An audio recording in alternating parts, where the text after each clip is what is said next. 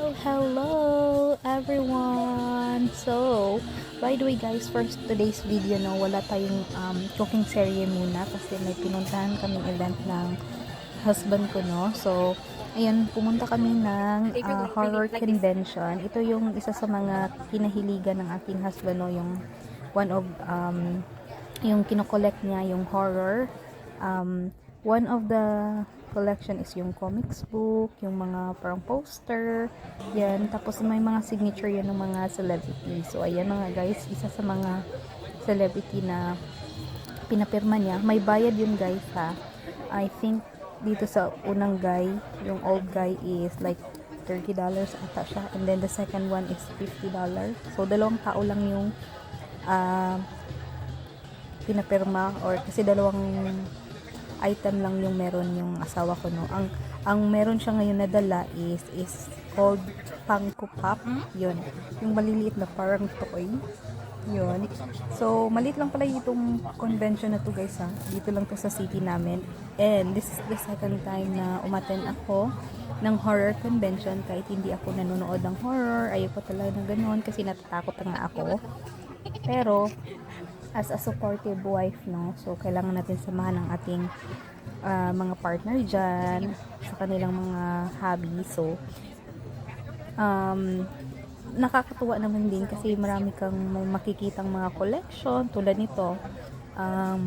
Ito yung mga comics book na may mga grade, may mga signature din ng mga celebrity. So, iba-iba guys yung mga ganun. Parang merchandise bang tawag dyan sa atin. Yung mga ganun. Yan, pilip-pilip ng asawa ko pero hindi naman yan bibili kasi napakarami ng comics book niyan sa bahay.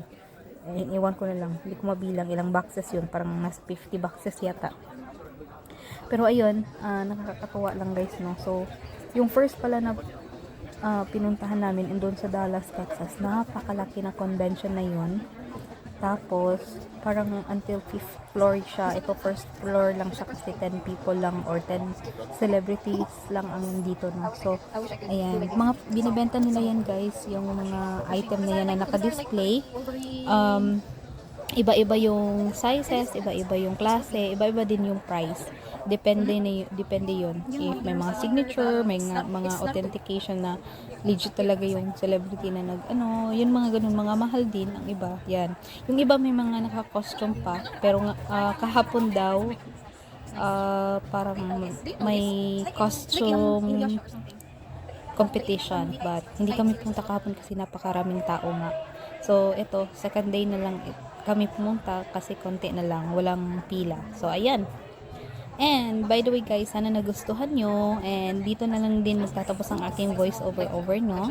So, thank you so much. God bless everyone. Bye-bye.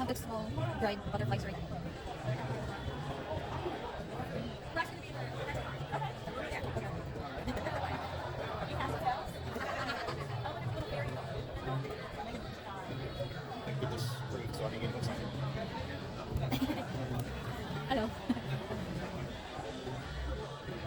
Where are we going? Yeah, ready. Let's go. Where are we going now? That's it.